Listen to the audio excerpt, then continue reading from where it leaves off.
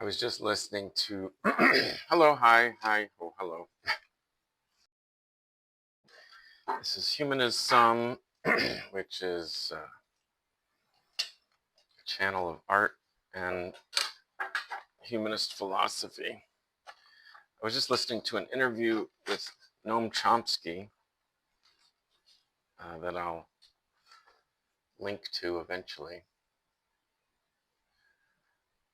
I started this a few days ago on a previous stream, and I was happy with it, and it could be finished. But also, I don't want to spend money on supplies, so what I want to do is spend some time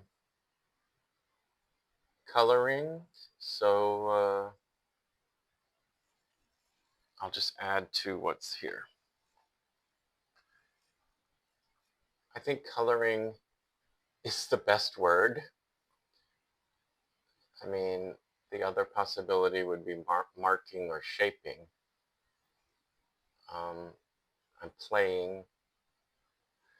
I consider myself a painter. I started with painting. I also, of course, call myself an artist, but that's vague. Um, I mean, I'm making art, but am I? But I mean, lots of things are art. Seems like anything, right? So if I want to be more specific, anyway, when I was in school in a painting class, the professor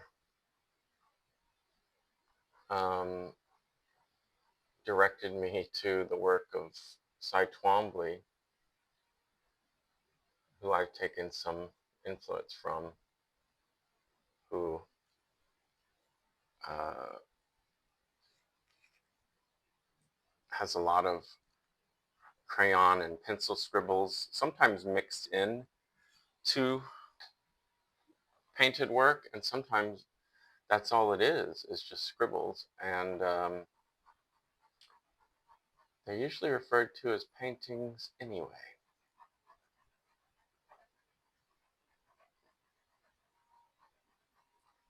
But I guess if we could start all things over, I'd just call them colorings.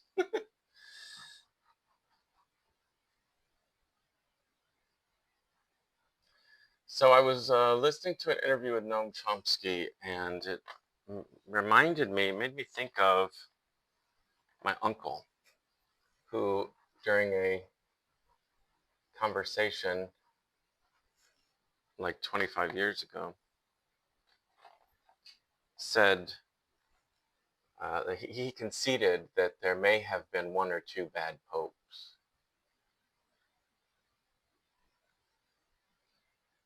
This is my uncle, a Trump-loving Catholic priest. Um,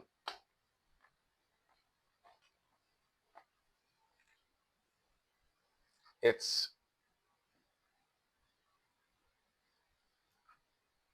pretty self-evident why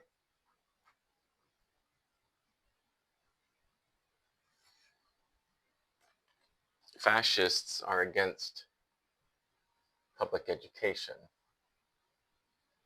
because education, well, it doesn't matter if it's public or private. I mean, they're especially against public education, but they also love to attack the liberal, colleges.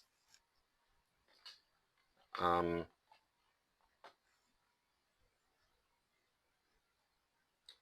because if you allow yourself to be educated and you have a conscience, you're going to want to attempt some repairs for past injustices.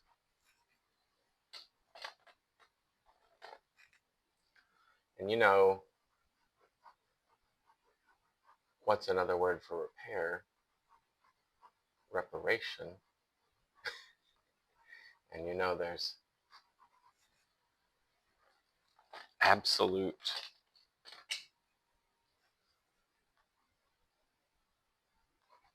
categorical opposition to that concept.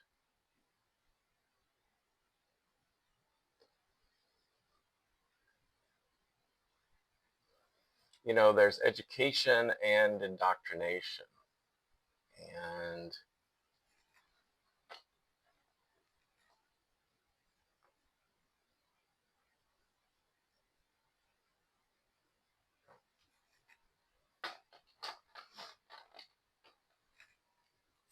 someone who thinks that there may have been one or two bad popes has chosen indoctrination over education. Therefore, there is no learning from history.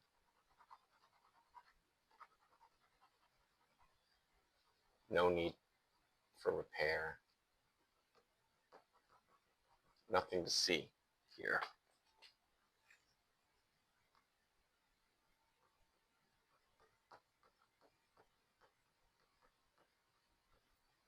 And that's the same attitude my uncle has towards US history too. Can you tell we're not close?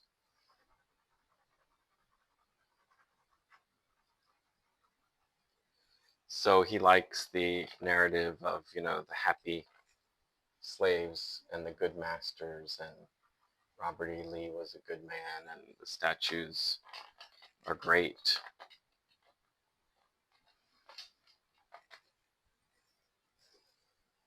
And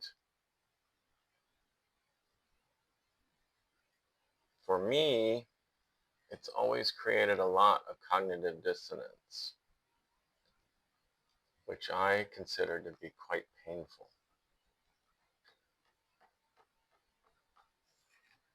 I was encouraged to pursue education, and as we know, when conservatives don't like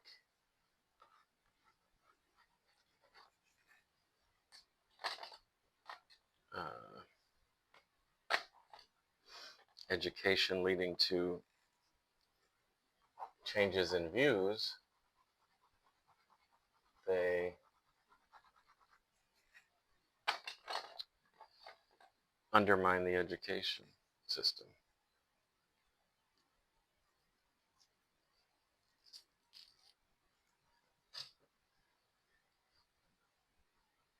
I used the word fascist earlier. I have my own definition of fascist. Of course I do. I have my own definition for everything.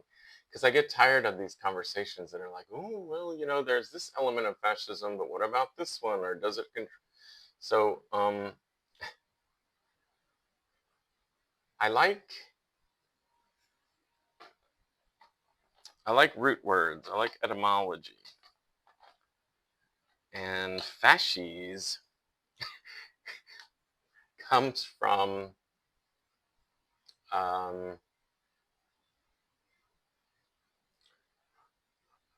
bundles of wheat, binding together bundles of wheat. And it was a iconic symbol of the Italian political party that originated what is modern fascism.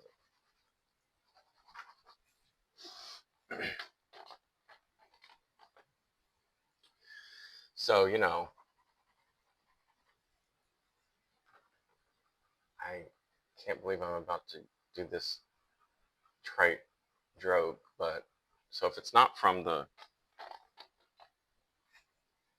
wheat region of northern Italy, it's not fascism, it's just sparkling authoritarianism.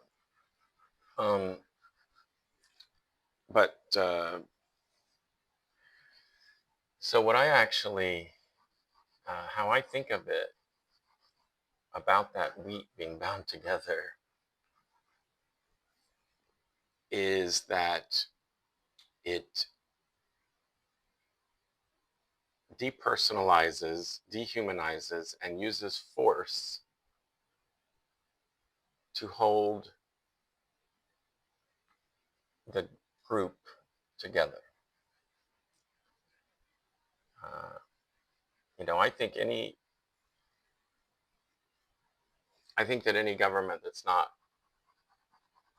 a fair democracy is more fascist than not.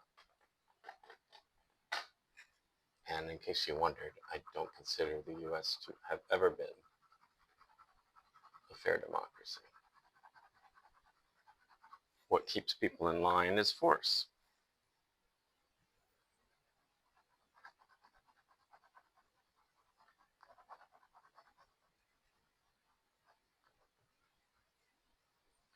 A lot of liberals will insult the intelligence of our opposition.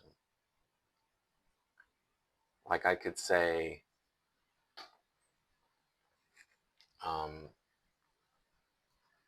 like I was talking about my uncle earlier, not understanding the history of his church that he's a uniformed representative of. I'm not big on talking about intelligence. I don't think it gets us anywhere. I think it's a weak argument pulled out for insults.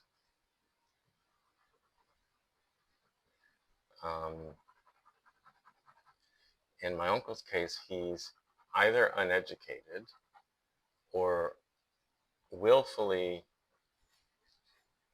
refusing to allow himself, to be educated.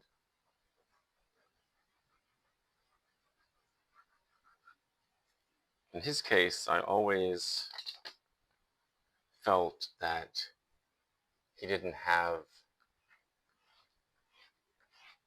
much of his mind available for the hard work of learning or unlearning lies. In his case, I believe he's been devoting most of his mental energy for his life into denying his homosexuality. I know when I spent time doing that, it definitely interfered with my mental abilities. I still have very missing, gappy memories from the times when I was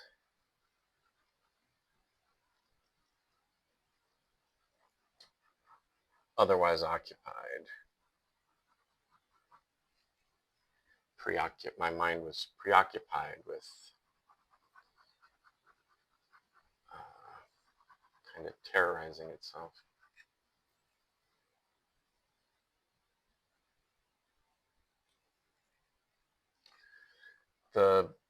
So it's like in his case, it's like, well, you made your choice a long time ago.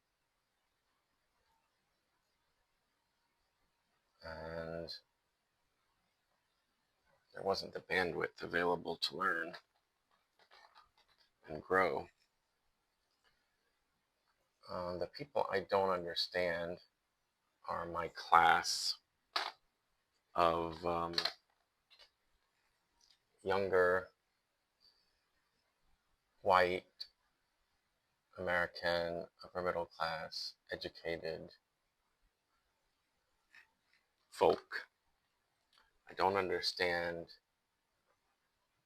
why they haven't Why they seem so complacent?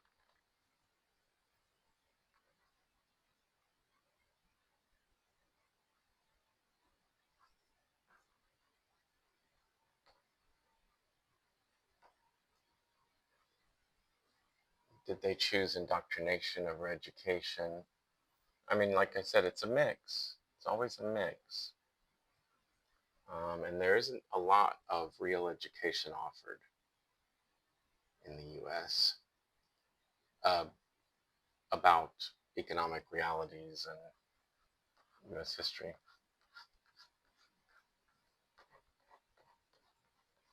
But it's there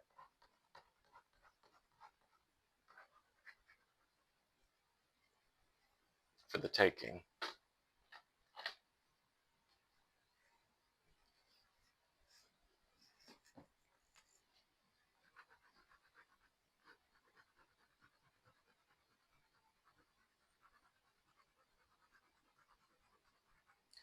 I know there's a lot of discomfort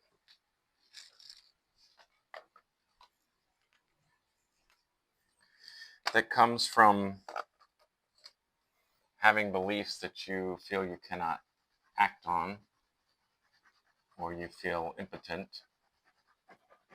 to make change. And our society is very anti-community, so it's hard to find allies. It's why I am alone and do videos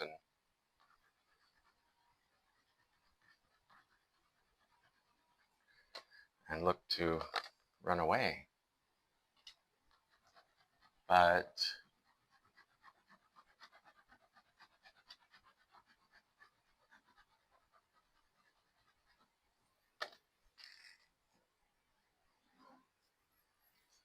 I don't understand what seems like millions of people being content to live in systems of inequality that perpetuate inequality. And to defend those systems, I guess that's the important part. I mean, I'm living in it, but I don't defend it. And I've removed my labor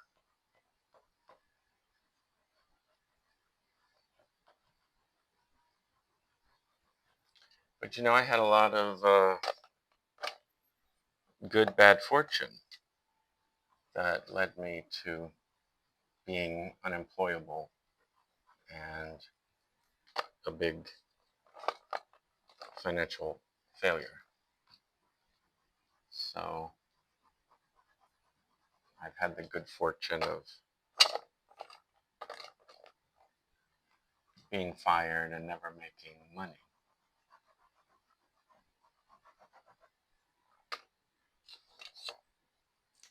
And if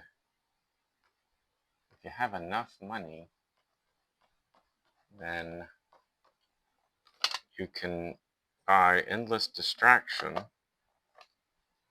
and never have to face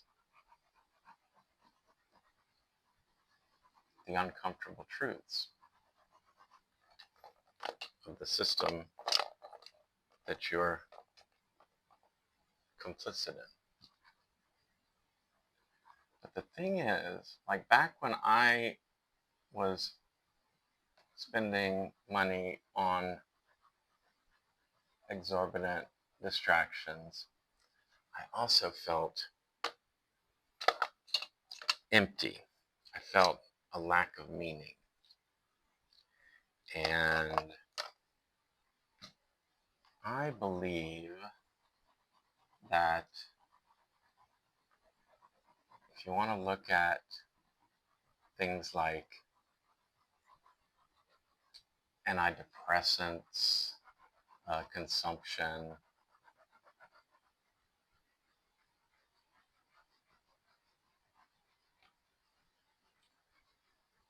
alcohol consumption, drug consumption, I believe that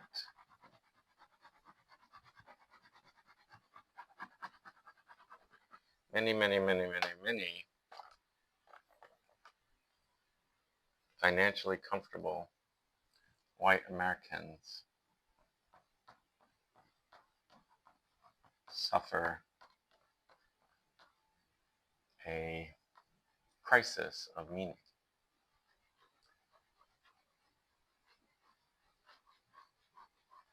And I would say it's because they're actually not contributing meaning to the world beyond people raise children and, they have their small circle of friends and family. And we're encouraged to believe that that's enough. That's the best you can hope for in life. Simple pleasures, laugh with friends, play some games, cook a meal. Those are indeed, walk in nature, be kind. Those are indeed the best pleasures in life, are free with simple pleasures. I just happen to believe that being relatively well off, responsibility is proportional to privilege. And I think that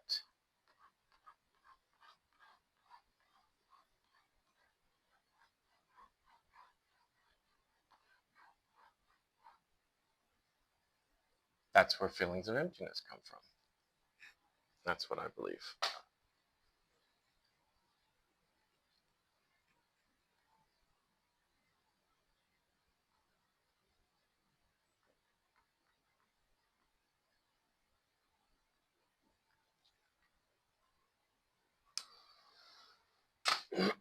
When it comes to others, of course, I can only speculate, but when it comes to me, I can state that I felt a great deal of cognitive dissonance in the days when I felt things didn't add up.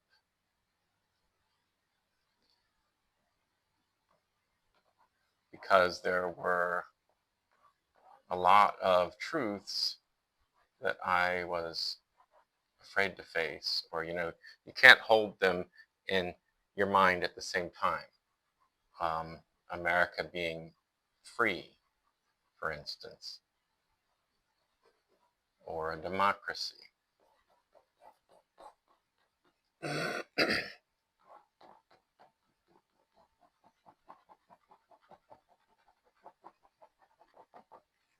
Doesn't hold up to education.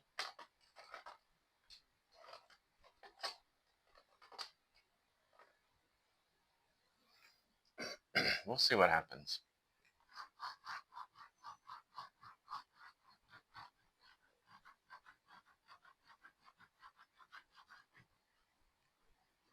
Another reason that people may not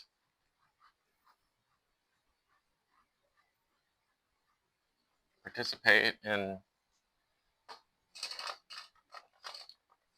correcting and repairing the sorry state of things, another reason might be fear. I have fear nowadays, even, just sharing my opinions, because free speech is relative. It is not actually what we thought the First Amendment, what I was taught the First Amendment meant. There's a lot of unlearning that's necessary to grasp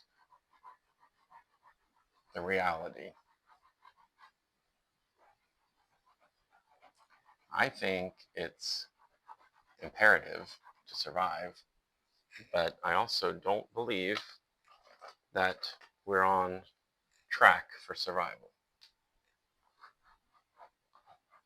And I also, because I've studied history, believe that the level of violence that the fascists are willing to commit is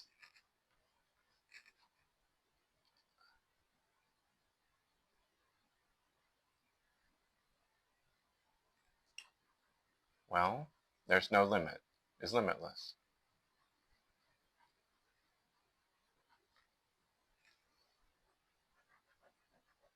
So there's good reason to be fearful.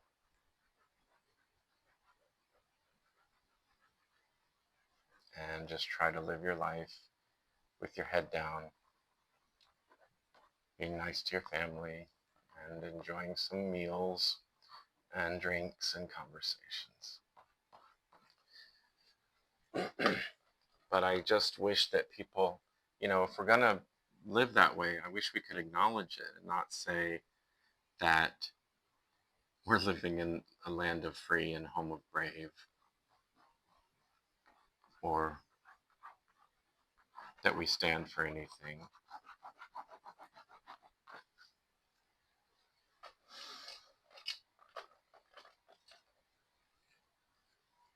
Just admit that we're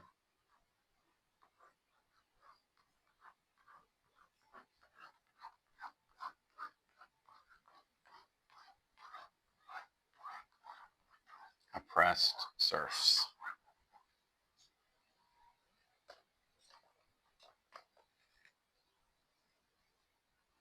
I'm so cheerful. I am, actually.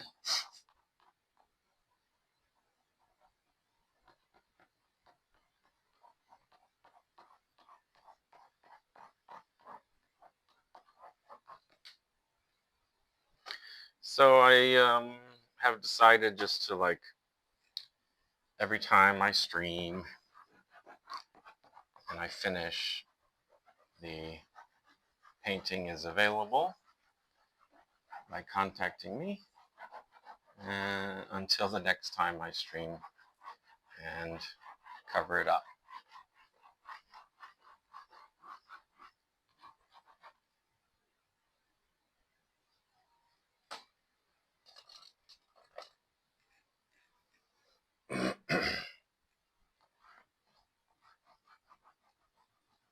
My emotions used to be so disturbing to me that I'm going to go back in time to my 20s and do something like I would have done back then. Like, just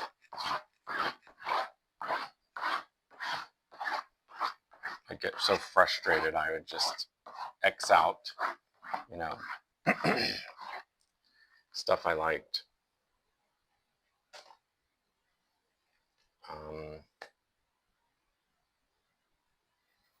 I believe back then I was dealing with a lot of cognitive dissonance having to do with my role in society and what my power was and what I believed, and feelings about myself and my sexuality and my religion and my mother. And I feel fairly clear on all those things now. Most of them didn't turn out great, but I guess I believe, in my experience, that the truth is better than cognitive dissonance.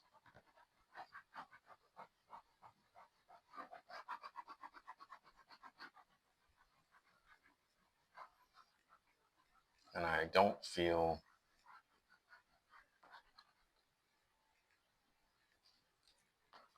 the same types of frustration that I used to.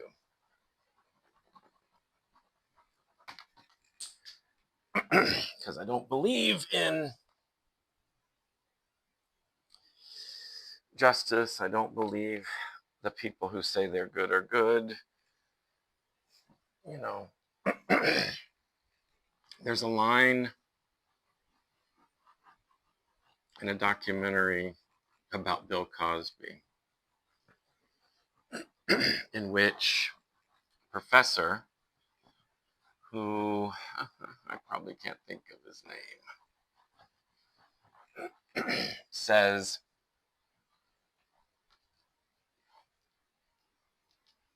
something like it's not every day, or just it's not easy to face. It's not expected. It's not.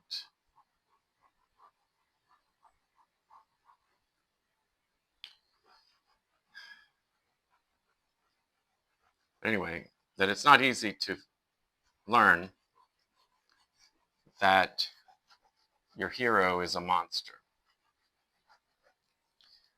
And that was about Cosby and how difficult it can be to face, that someone you admire growing up and think embodies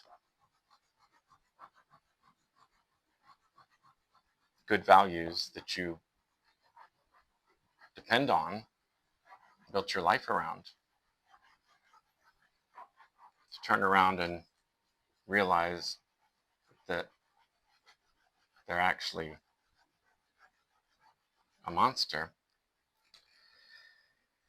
And it was a professor who made that quote, I think.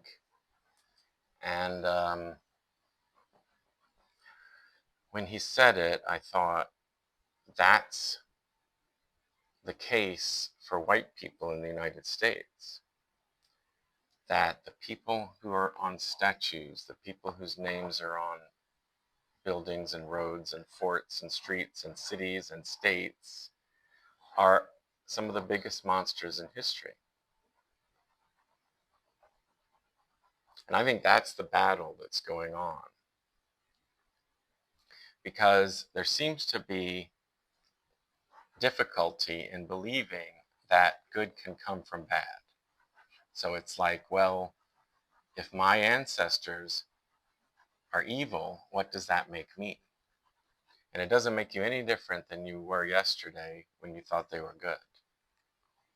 You're you, and you make your choices based on the education that you have now, and hopefully on a conscience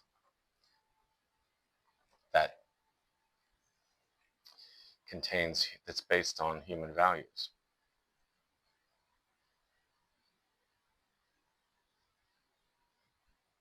And that's why, for me, I moved away from the state of dissonance, of not understanding how all that I thought of as good was actually bad, into a state of acceptance.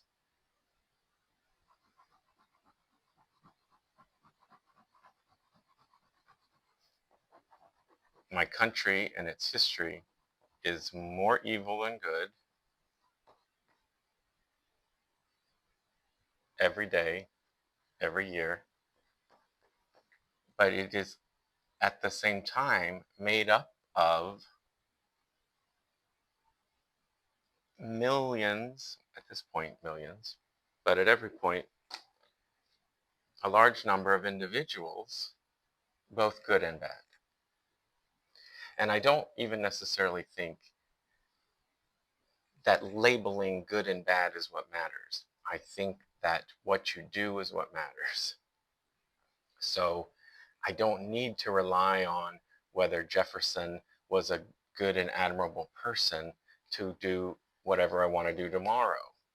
Or even if I want to rely on the Constitution that they wrote, or let's say I was an admirer of the home he designed, built by slaves and attended on by slaves and full of rapes, I could still enjoy the architecture or design a house based on ideas that I got from it without being a rapist slave owner myself. I don't know why we place so much worship on this very flawed U.S. history. I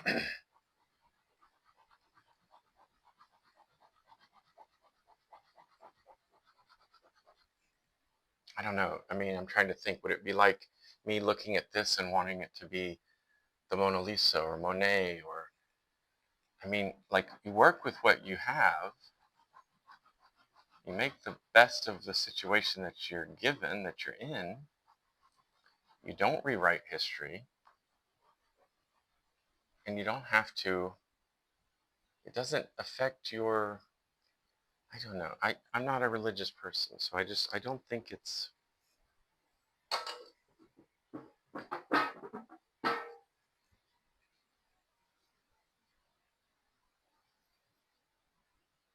I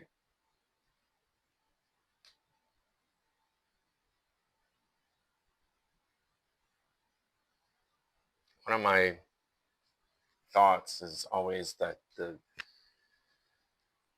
use of racist as a noun, or yeah, to as a person, like Thomas Jefferson is a racist. um, I find that has very little value compared to saying these are the racist actions committed by Thomas Jefferson. Like, I think it is much better as an adjective describing behaviors than a noun, like an equal sign. This person is this. And that's sort of true for most of my beliefs, that labels of like solid state, this person is this, are, that's, it's faulty. It's unhelpful. It invites cognitive dissonance. Like, it's not hard to say that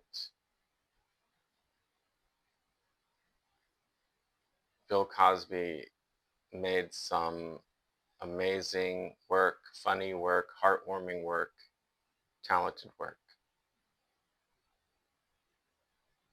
And the person who did that is also a criminal monster with, a big sex abuse problem. I don't have to admire the man to enjoy the work. I mean, I know this is now, it's the art and the artist thing.